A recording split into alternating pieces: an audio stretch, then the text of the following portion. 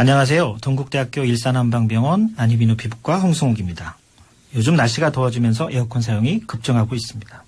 그런데 에어컨 바람 때문에 고생하시는 분들이 있죠. 바로 코가 과민한 비염 증상을 가지고 계신 분들입니다.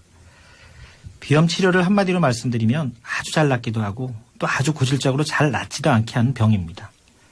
약국이나 병원에서 처방한 약을 복용해서 쉽게 낫는 경우도 있지만 그때뿐이어서 장기적으로 약을 복용해야 하거나 복용해도 별로 만족스럽지 못한 분들도 있습니다.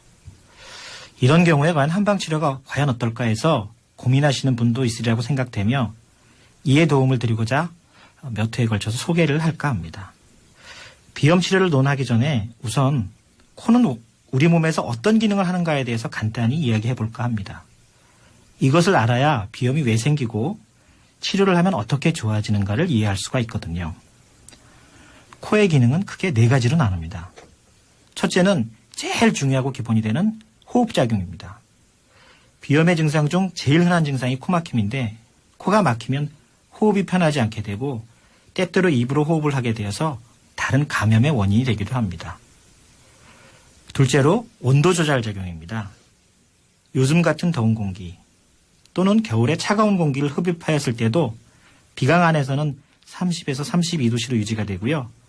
후두부에서는 정상 체온에 가까운 36도에서 37도를 유지하는 기능이 있습니다. 이는 코안 점막의 풍부한 혈관망이 마치 자동차의 라디에서 더운 물을 순환하듯이 이러한 비강의 정상 체온에 가까운 공기가 순환되어서 조절이 됩니다. 이러한 점막의 기능이 제대로 발휘되지 못한다면 지나치게 덥거나 차가운 공기가 갑자기 체내로 들어올 수 있는데 1차적으로 재채기, 기침 등을 하게 되고 계속된다면 감기 등의 호흡기 질환이 생기게 됩니다. 셋째로 습도 조절 작용입니다. 코 안의 점막에는 원래 하루에 1000cc 정도의 물 같은 점액이 끊임없이 배출이 됩니다. 물론 우리가 느끼진 못하죠. 그런데 이 점액이 코 안에 적당한 습도를 유지하게 만듭니다. 그리고 이것이 감기 등의 질병 예방에도 중요한 인자가 됩니다.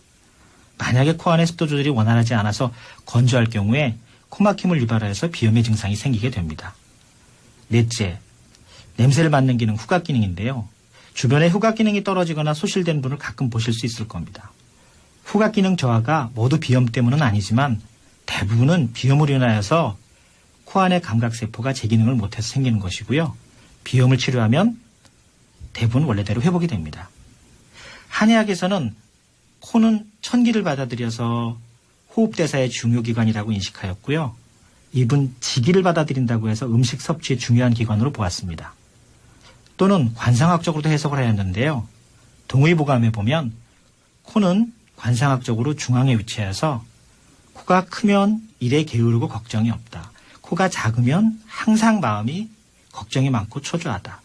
코가 높으면 기상이 높고 코가 낮으면 타인에게 지배받는 것을 좋아한다. 라고 해서 코에 대한 나름 다른 해석을 하였습니다. 자세히 말씀드리긴 어려운 내용이지만 한의학에서 비염 환자를 볼 때 현대적인 의미의 코 해석 이외에 이런 한의학적인 이론을 추가하여서 치질 성격을 판단하고 처방을 하기도 합니다. 다음 시간에는 알레르기성 비염에 대해서 말씀드리도록 하겠습니다.